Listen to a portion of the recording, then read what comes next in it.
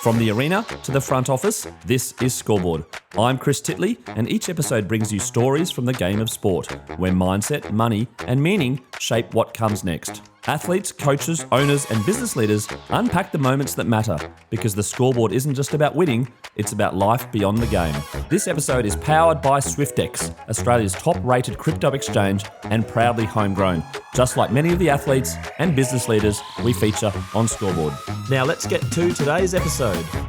Hi, it's Chris Titley here, and as part of today's episode of Scoreboard, I'm joined by Kathryn McCann, General Manager, Marketing, Public Affairs and Social Impact at Tasmania Devils Football Club. Kathryn, thank you so much for being part of this series, and we finally get to chat. Thanks so much for having me on, Chris. I appreciate it. We're sitting here mid-July, Wednesday the 16th of July, 4 in the afternoon. Kathryn, how's your Wednesday been? Oh, I've had a great day today. It's been not atypical in that it's been full of all sorts of different things, which is life of the startup that is the Tasmania Football Club. And a big highlight for my day was I just received an email from a public school in Launceston who, after reaching out to the club late last year, has just had goalposts installed at their school. So looking forward to the kids getting back from school holidays, and I'm just imagining them snapping goals from all over the place. That's really it. made my day. That's it. Our kids are back this week. Queensland's on a different schedule. It's kind of like a bit of a relief, but also they're out there again and being active, which is fabulous. Now, Kathryn, Tasmania Devils, let's talk about you, your involvement, how it began, I suppose, that idea, and a little bit about your background as well. Yeah, I was really fortunate to be appointed as an inaugural director in September 2023. That was just after the announcement of Tasmania as the 19th licence of the AFL. The inaugural board, we had 9 members, comprised of members from all over Tasmania and also the Big Island with connections to Tasmania. Following that, we got going really quickly. There was a lot to do. We always intended to launch the club the following March, which if you do the math, you'll work out was a pretty short turnaround. But what became really obvious very quickly was that we needed some boots on the ground. And I was fortunate enough to be appointed as the executive director of the club. So I kicked off that role in January 2024. And in effect, I was the full-time executive on the ground as we went through the establishment phase of the club. And it's been an absolute professional privilege and an honour to do the role that I have done. And as our CEO started, Brendan Gale, of course, in January this year, the opportunity presented for me to become part of the executive team of the club. So I've now resigned from the board. I no longer sit as a director, and I'm a full-time member of our growing executive team in the role of General Manager, Marketing, Public Affairs and Social Impact. And it's been an amazing couple of years. I feel it's a pinch yourself opportunity. It's an absolute privilege, but a huge responsibility. And my day-to-day is just, it's a wonderful, wonderful thing to be working on. Fabulous. Before we go on to the different roles, which is marketing, public affairs and social impact, I want to talk about the early days, the chats, the fly on the wall, looking at things, going, what's going on here? How do we get things going? Can you give us some insights into the early days? Yeah, well, it's, I often say, building an AFL club from scratch, it doesn't happen very often. So there's no blueprint, and it's sort of like eating an elephant. There's a lot to do. And it looked like we had a big time horizon ahead of us, but of course there's so much work to be done to get the club built and ready for first bounce. So we were really clear on how we navigated through that establishment phase. We pulled together a business plan. We had 45 actions in it, and it was very time-based with high levels of accountability, and we set about to deliver it. One of the critical things, though, was launching the club in March last year. We made a commitment from the start because we knew that if we could turn the club into something tangible, something that people could actually hold on to, see and feel and touch, it would become something much more than just one to be imagined. So that was a really big deal for us, and we did a lot of work to get the club to really get the input around the name and the colours and obviously the logo and that foundation jumper. We did some quantitative work, and we also went out in community and spent a lot of time engaging with not just Tasmanians all over the island, but also on the Big Island as well. And that was really, really important. And then, of course, we launched the club on March the 18th last year. And Chris, we never expected to have 100,000 members in 24 hours. It was just extraordinary. Thankfully, all the tech stacked up. That was probably my greatest concern on the night. And then, of course, we're now sitting just short of 215,000 founding members. And the club now has 21 staff. We're growing. We're now in our second business plan, which is momentum, milestones, and membership. That's our build chapter. And we're soon going into a strategic planning process. So if I look back on the journey I've had in the club, just the change, the evolution, the momentum, it's non-comparable. Literally starting on my dining room table only, sort of 18 months ago to now moving into our new offices in Hobart on Monday, which is very exciting. Oh, the new offices. I'll get on to that in a second. But you talked about the tech stack holding up. Did you build a little app to say that every time there was a new member, you got a little notification? I'm not sure, Chris, if you've heard that story, but of course we used proven tech. We only had 2 staff when we launched the club, so it was pretty important that we had certainty around the tech. We used proven platforms, which we knew could occupy some load, albeit not expecting the load that we saw.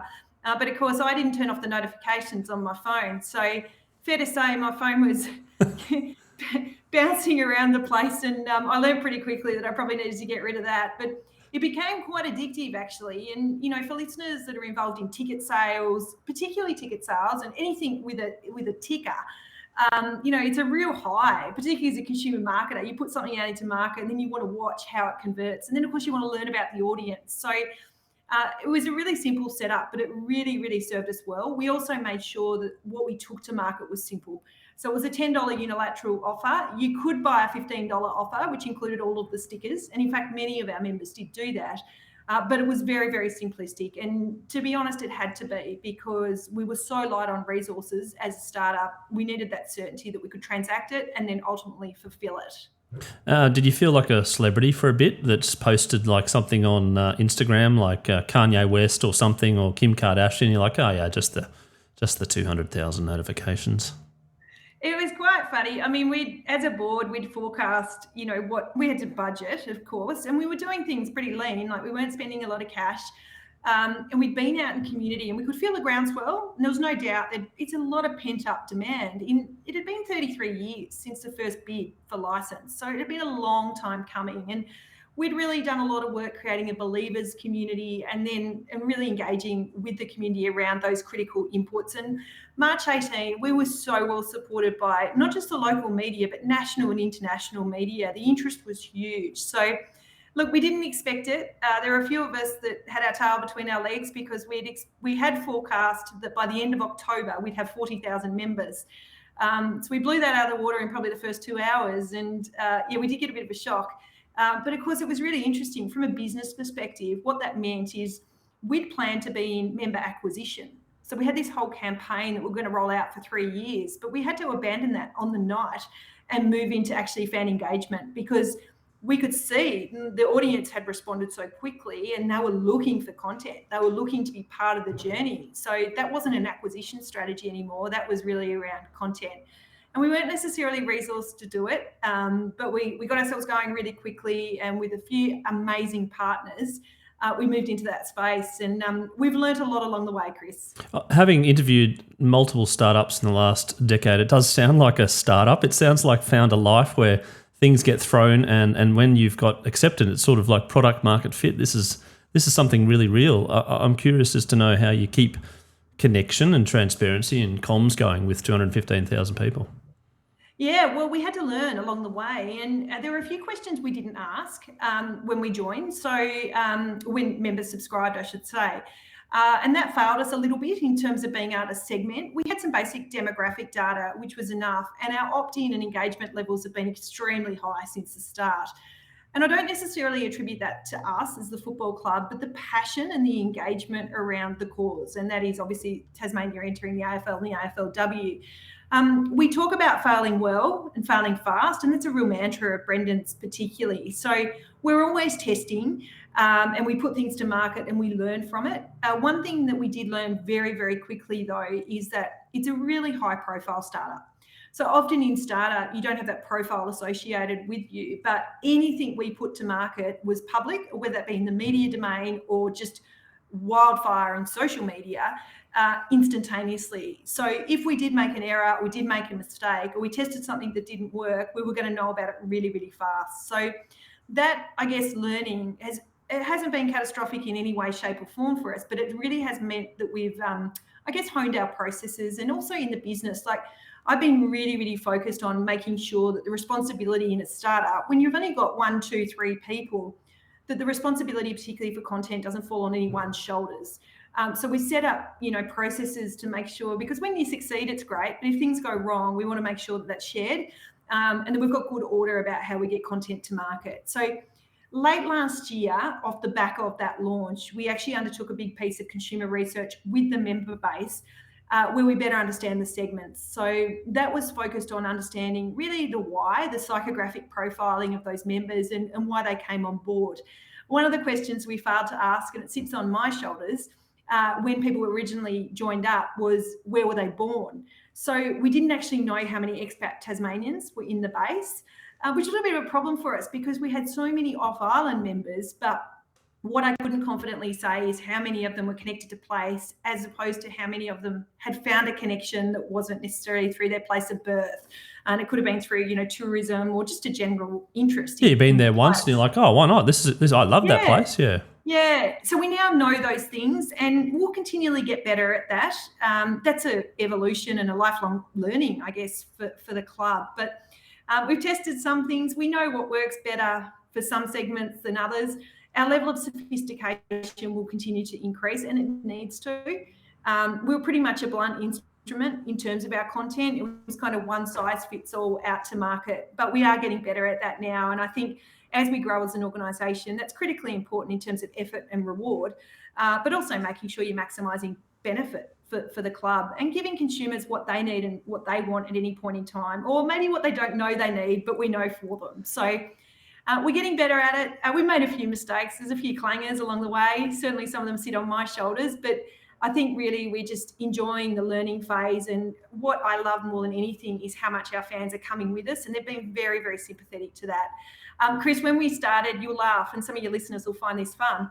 There was me and Lizzie, and there's the two of us launching the club. We had our board who have just been extraordinary and very involved, but we weren't really set up. And as I said, we had a lot of members quickly. We were getting about 600 emails a day from members. Oh, I put my wrong email in, or I've got my address wrong, or I want 3 stickers, or whatever it might be. And so Lizzie and I were feverishly, responding, and we're getting better now at that in terms of how we handle our customer inquiries. But it's just a really a great example of, I won't say we're a victim of our own success, because we certainly have never been a victim, but it was one that we definitely weren't expecting. No, I've heard some stories before. One of the founders I interviewed, Dom Pym, he was the founder of Upbank. He used to sit on the customer support chat as a founder and sort of like toggle on every now and then and just answer questions. No one knew it was the founder, but obviously they had to, because there was so much sort of like engagement and whatever it might be. I'm also curious to know, going back to that moment where the name of the team, the logo, how resilient you were to sort of launch it and then go, actually, I'm going to get some feedback here. It's not going to be great, but that's okay. I'm okay with that. Yeah, I guess that's the journey of resilience, isn't it? That we all go on. And one of the things I'd say about Team Tasmania Devils, and certainly my experience here, has been I've been so well backed in by our board and particularly our chair. And, when you've got good process and you go through process and you're in it together, I always say success is much better as a team. But I tell you what, failure is no good alone either. So having a team around you makes that, really, really easy. We've got this really amazing story around the launch because, of course, we did something different for the launch. We launched simultaneously across seven sites. And then we had a number of satellite sites as well. So there were 6 sites in Tasmania. We had a live site in Melbourne. And what we did on the Friday, so we launched on a Monday night. And on the Friday before, it was always the commitment that we would give the club launch back to the community, because that's where it belonged. And so what we did on the Friday, I was fortunate to lead all the handovers with 6 different sites. So we had probably just short of 150 volunteers. And these were people that were going to unveil the name and the colours and the jumpers and all of the assets.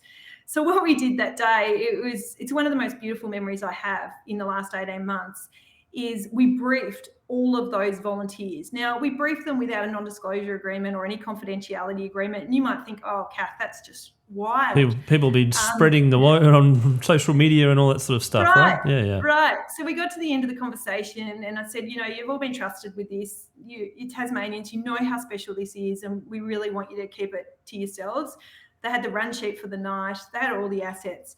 And the media, you could imagine, the media were keen to get this story. There'd been so many, stories published speculating about the name and the colours and certainly the logo as well. So we were pretty keen, particularly for those that have worked on that. We were keen to see that remain a surprise. That was the ultimate. And we knew, particularly the name, people probably had a fair clue what the name was going to be, but the logo was something where a lot of effort had gone into that. Anyway, on that Friday, we handed it all over and I said to them, don't go down to the pub this weekend. And, if you're on Facebook tonight, please don't. Let's keep it for Monday. And one of the greatest things that I can share with you and your listeners, Chris, is no, it wasn't leaked. That's so good. It's an amazing group of community people from across Tasmania. They felt the pride and responsibility, and they did us all proud. And I guess it shows to me how much this club means to them. And it was a very, very special moment. Oh, no, for sure. And in regards to some feedback you get from members, you must get a lot. But has there been some pieces of feedback where you're like, that is genius? Yes. Yeah. So we've had some amazing ideas and concepts, and we're not unicorns. Like, we don't know everything. Yes. So we love getting feedback.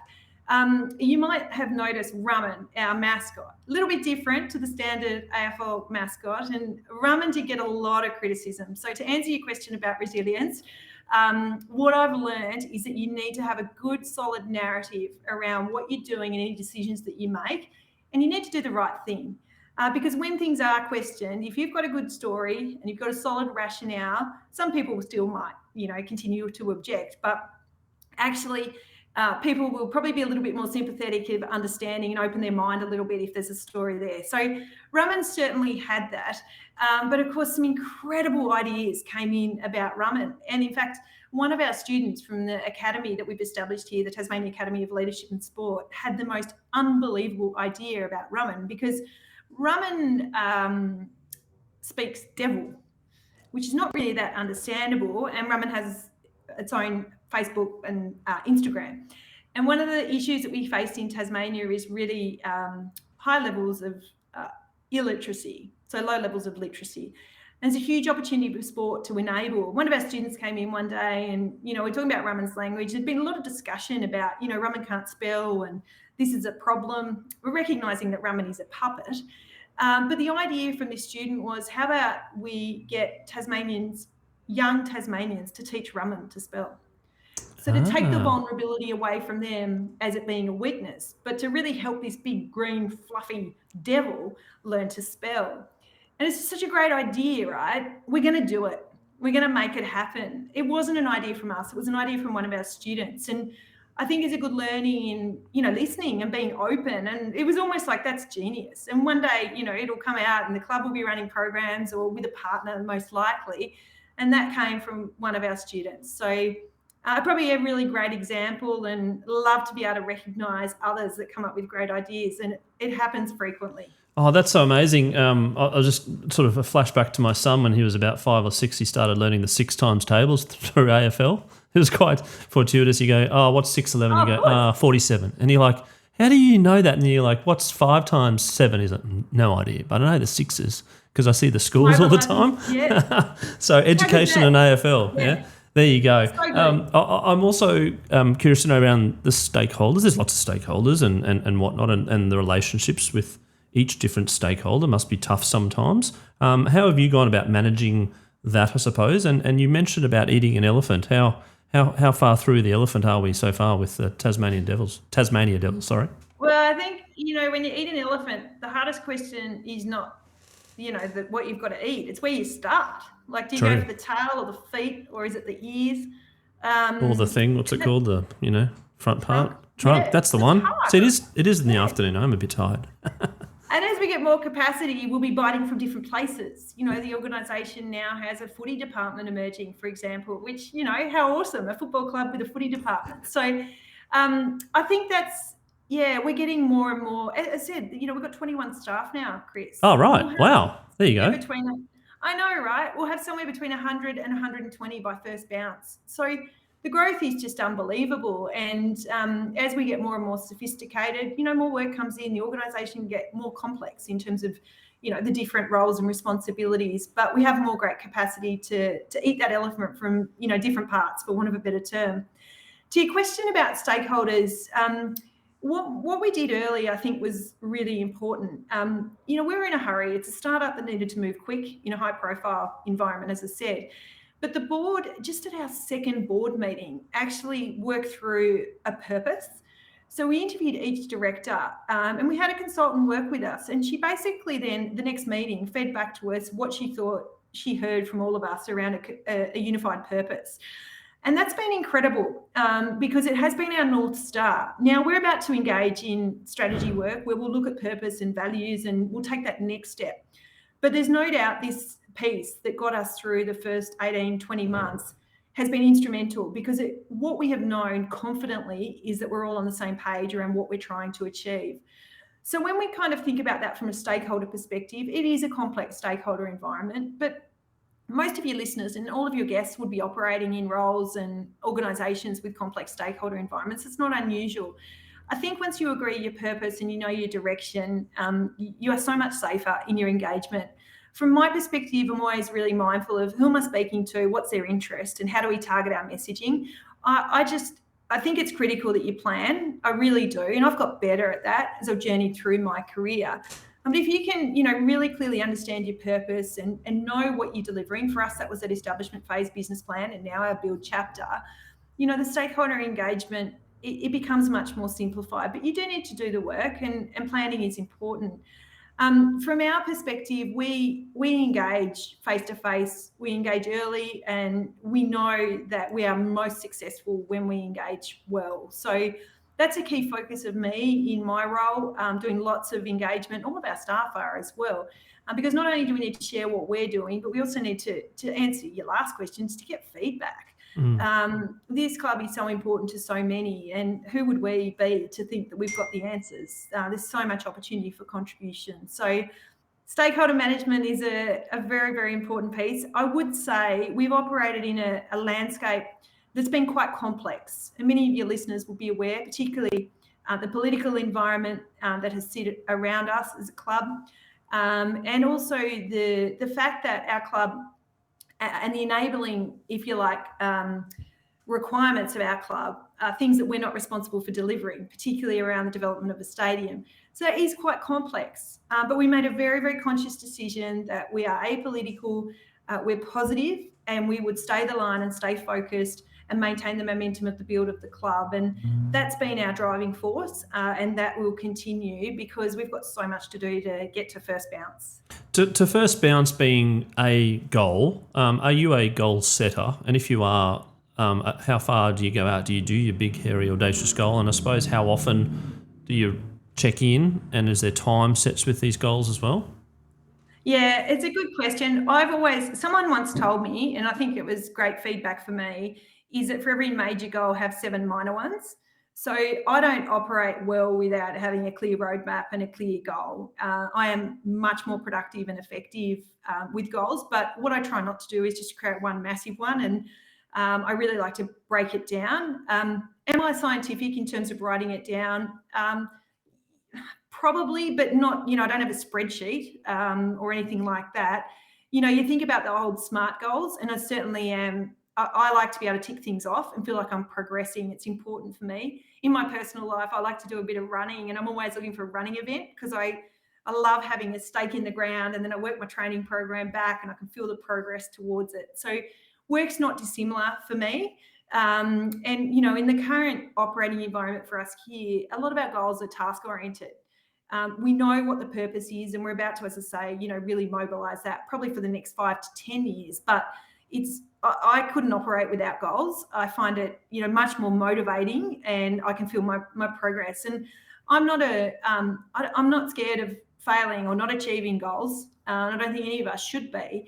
But I think, really making sure that you're moving, and whether that's, forward, sideways, or even backwards, being conscious of that and understanding the context of why, I think is really important. And certainly the way I operate is much, much more productive in the world of goal setting. Yeah, no, fabulous. The blueprint for starting a new club in Tasmania, we've seen the success of the Jack Jumpers, and I've had Christine Finnegan on the show. And speaking of feedback, she said feedback is a gift, and that's stuck with me since that episode. But do you chat with other clubs? Do you look at other clubs? Do you see what they've done and maybe just not here but also abroad?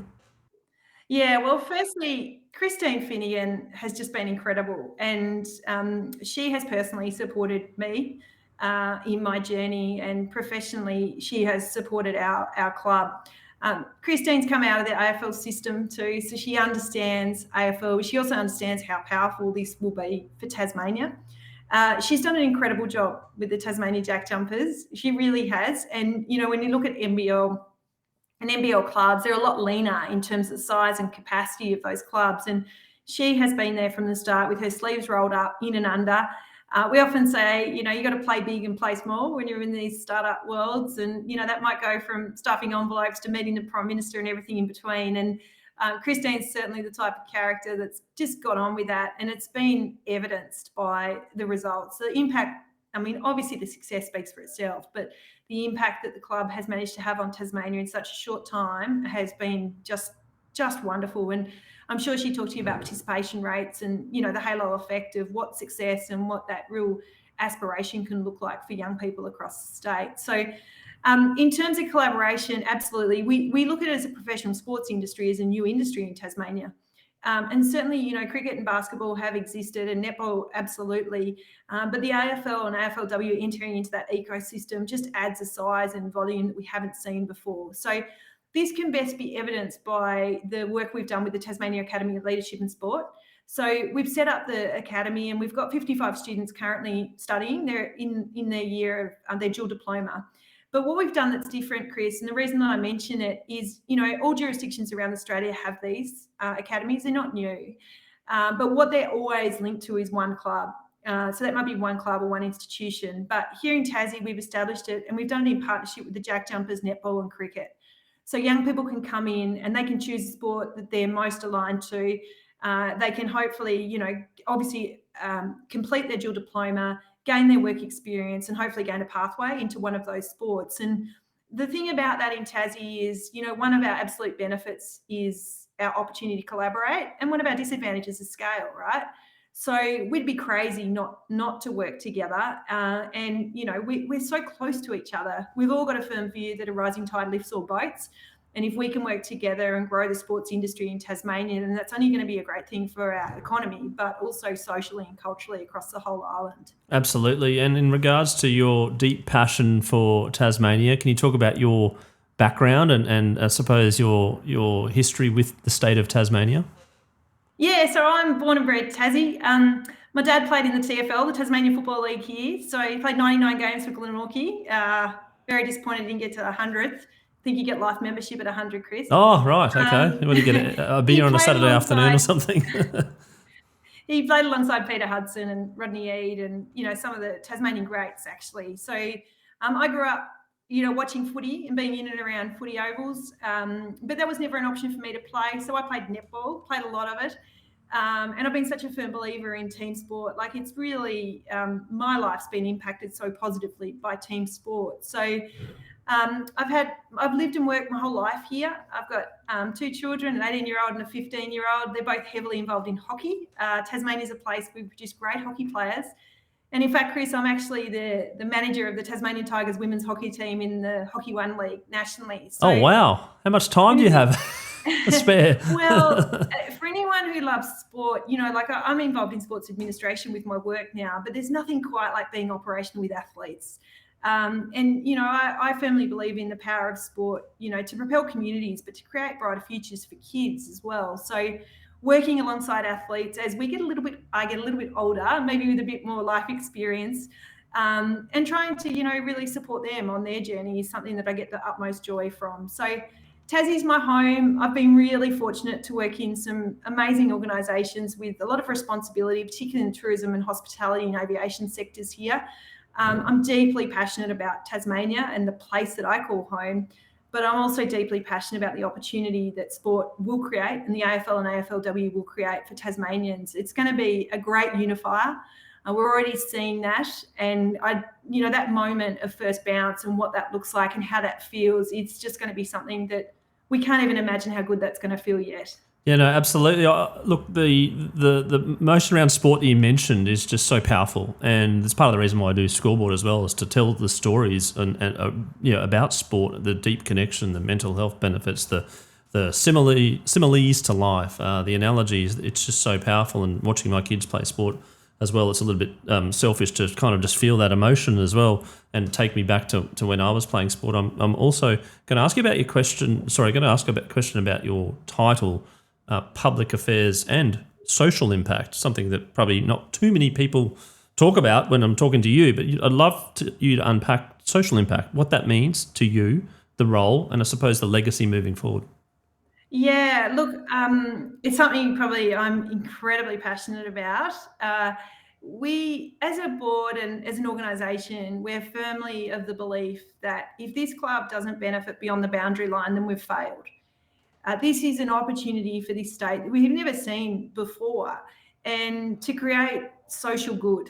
Now, whether that looks like, as I mentioned with Rum'un, educational programs that assist with literacy outcomes, whether that involves partnership with not-for-profits that allow them to generate funds or, further impacting their respective organisations, whether it be mental health, education, homelessness, or whatever it might be. We're really, really focused on that.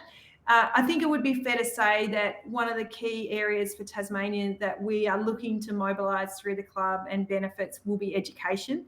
So we've already kicked off with obviously the academy, and we will expand that. In fact, the wheels are in motion. We've been a Hobart-based campus this year, and we open the Launceston campus next year.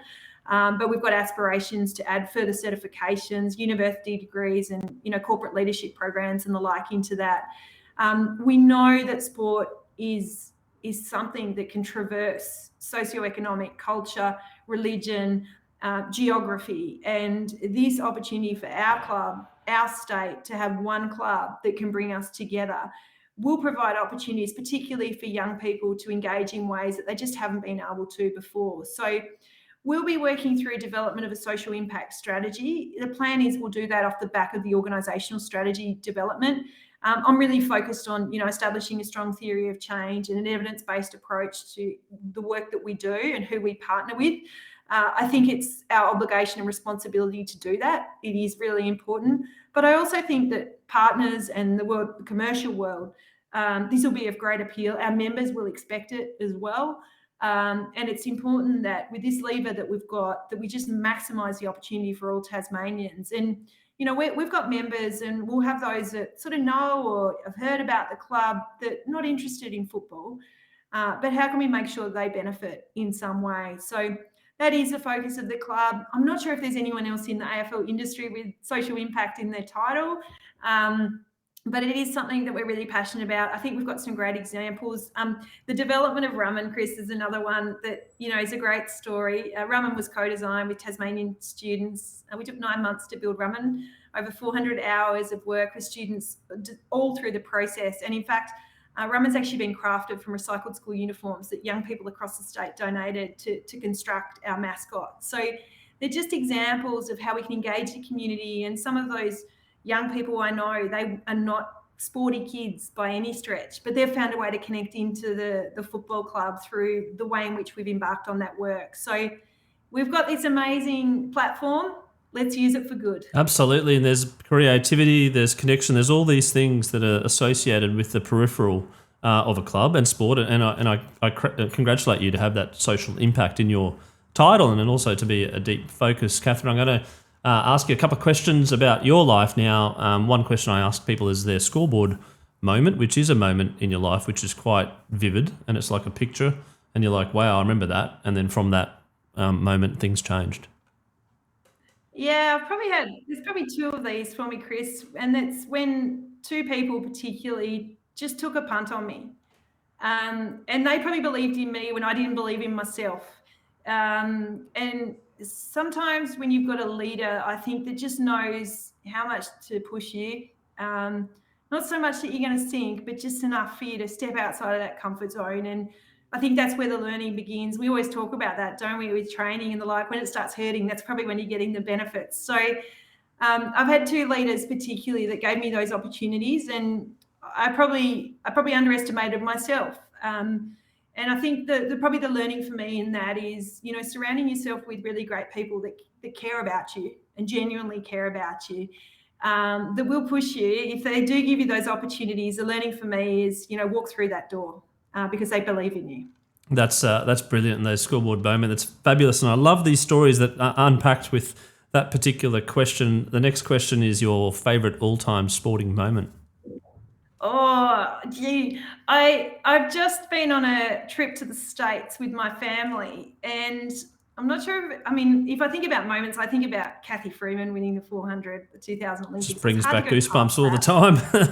Oh, and Kieran Perkins winning the 1500. I got a text from someone yesterday saying I should get Kieran Perkins on the podcast because it was, we can all remember that. That is my next goal, by the way. I was in LA at Christmas, and my son and I went to watch LeBron play. And Bronny was there as well. And I've seen Serena Williams play, and I felt intimidated as a fan. When these athletes have such an aura that is so strong. And I felt like when LeBron walked on court, it was just something. And I just sort of stopped and thought, how lucky am I to walk the planet the same time as LeBron? I am so lucky. And there he was watching him play. It was very, very, very special. Absolutely. And now LeBron is doing like sports podcasting now too, which is kind of like catching the wave of the trend. So I'm like, LeBron, following in the footsteps of a Brisbane-based podcast. No, his podcast is actually really, really good at talking about kids' sport and whatnot. So have a listen. Now, as a club, you need sponsors, and sponsors are very, very important. And Scoreboard's managed to pick up a sponsor, which is fabulous, in Swyftx, which is Australia's most trusted crypto platform, and they've got 1.1 million users across Australia and New Zealand. And I'm very, very thankful for them to help continue to tell the stories of the game of sport. And as part of that sponsorship, we are doing a segment of the bucket list, because their new catchphrase is "Where can crypto take you?" And the bucket list is a sporting event that you haven't attended yet, but you would love to see in the future. Well, congratulations on your sponsor, Chris. That's testament to you and the community you've built. So well done, and congratulations to the sponsor for coming in behind you. We can't operate, as we know, without partners and sponsors. So that's terrific. This is not a hard question for me, and you know what the answer is going to be. But in 2028, there's going to be something wild that happens, and our men and our women are going to run out for the first time. And that moment will light up Tasmania, and it will light up communities across this state. And it gives me goosebumps thinking about it.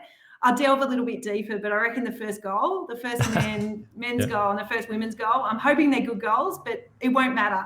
Whatever happens, it's going to be a wild, wild celebration, and I can't wait to be amongst it. Excellent. I knew that would be the answer, and I can't wait for that moment too. Now, a little quiz to finish. I'm going to say a couple of things, and you're going to have to answer that one or the other. So the first one is, would you prefer to watch cricket or tennis? Tennis. Oh, okay. Even with the BBL and the Hurricanes and all that sort of stuff? I was there. I watched Mitch Owen. Wasn't that great? That was one of the greatest nights of my life. All-time favourite sporting moments, maybe. Yeah. I'm a big fan of the Australian Open. Yes, I know. We've had Daniel Ferrari on before talking about the Australian Open. Now, if you had to only have one subscription, Netflix or Spotify? Spotify. For the music or the pods or the books? Both, but a lot of music. Yes, good. What type of music? Well, gym music, but I've got the traditional everything from Fleetwood Mac and, Kenny Rogers and the Counting Crows through to modern stuff, which I love. And I'm not I like what I like listening to. I'm not too specific. Not too specific, yeah. So I'm an early 90s fanatic of, they don't make music like that these days. But anyway, New York or Paris? New York. I haven't had a Paris yet. I was hoping for a Paris. Everyone's sort of been in New York. You brush your teeth both night and day? Yes. Your pet hate? Negativity. Oh, negativity. I like that. I was thinking maybe like towels on floors or something, but anyway. Or, BO maybe in an elevator. How long can you go without a mobile phone? I love nothing better than getting away from it. It's hard. I don't know. I haven't tested myself. I love bushwalking, multi-day bushwalking, no phone reception, all good. I would say, though, in that instance, I'm usually using the phone to take photos.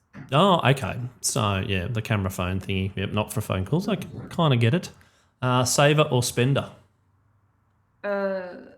Probably used to be a saver, but now I'm a spender. Yeah, I'm in that category too. It's dangerous. Yeah. But anyway, crypto or shares? Oh, I'm thinking about your sponsor here, Chris. We haven't preempted these questions. This is very organic content, so you can say whatever you want. Shares. Shares, yep. If you wanted to go on or you got offered a long lunch or a long run with friends, what would you take? Long run, definitely. A long run, just skip the food dart, yep. I've done 12 marathons. 12 marathons? Yeah. My goodness. Do you remember them all? Yeah, of course. Yeah, right. And what's been the favourite? It's my favourite. Oh, Melbourne's great. I've done Brisbane. I've done Gold Coast. Oh, the Gold Coast one was recently, actually. It was last week, I think it was. Yeah. Yeah, no, they're all good. I have a goal with each of them and celebrate whatever you set out to achieve. But finishing is just an accomplishment. Yeah, right. Okay, excellent. And what do you do? What goes through your head in the marathon? Are you music through it all, or are you kind of like thinking about other things? It's funny you ask. I've done a bit of podcasting while running, which might feel a bit weird to some of your listeners. But once you get into a flow, once you get into a state, that's pretty cool. And it occupies a bit of time. But running is my mindfulness. It's where I solve all my problems. In fact, I don't solve them when I'm running. I solve them when I get back and my mind's clear and I can, I feel really good. So some of it's just mindlessness. I love just being in nature and the natural environment. I'm quite curious and observant. And so when I'm out running, I always say good day to people and have a good look around. Always chatting. Always chatting. You stop and pause every now and then. Oh, this is just awesome. This is brilliant. Yeah. Yeah, the mindfulness. Yeah, exactly. Now, we did New York or Paris. So I'm going to ask another one. Brisbane or Adelaide? Oh, right. I like both those cities, actually. Oh, you can't answer that. Sorry. In a couple of weeks. I did the Adelaide Marathon last year. Do love the Adelaide Oval. Brisbane 2032, very excited about that. Super excited. Yep, we've got the stadium coming and things like that. Yes, we've got the British and Irish Lions on Saturday too. So it's going to be the Brisbane Lions Friday night and the British and Irish Lions on Saturday night. So all happening in Brisbane. I think you've just been in Adelaide, right? Yes, yep. Maybe it's a line ball. I'm not sure I can answer that one. Okay, Brisbane Adelaide is a tie. Now, I normally ask some advice from athletes per se, to say what's some advice you can give to people to play professional sport in the future. But I'm going to flip this question and say, what's some advice that you can give to a 15-year-old person that wants to be involved with sport, potentially in administration of sport or the business side of sport? Yeah. So there's probably two quotes that I've got. One is hard work will put you in places where good luck can find you. So don't rely on luck alone. Don't rely on hard work alone. You need a bit of both coming together, but be the person who's in the right place, doing the right thing at the right times. And, working hard will stand you in good stead for luck to find you. And the other thing that I talk about a lot, particularly with my kids are 18 and 15, is that comparison is the thief of joy. So we've all got our own journey, and it is really easy, particularly as a young person, to compare yourself to others. Feeling strong to not do that and to recognise that your journey is yours is really, really important, because none of us will share the same journey. And if we start comparing ourselves to each other, it's probably a bit of a slippery slope. So focus on you, be aware and care about others, but your journey is yours and own it. That's some great advice to finish off the podcast. Kathryn McCann, General Manager, Marketing, Public Affairs and Social Impact at Tasmania Devils Football Club. Thank you so much for coming on Scoreboard and having a chat about your journey thus far. Very exciting next few years for you. Lots happening. Looking forward to following the progress. Looking forward to supporting where I can, and looking forward to catching up in real life at some point in time. Thanks, Chris, and well done on all your hard work. It's fantastic.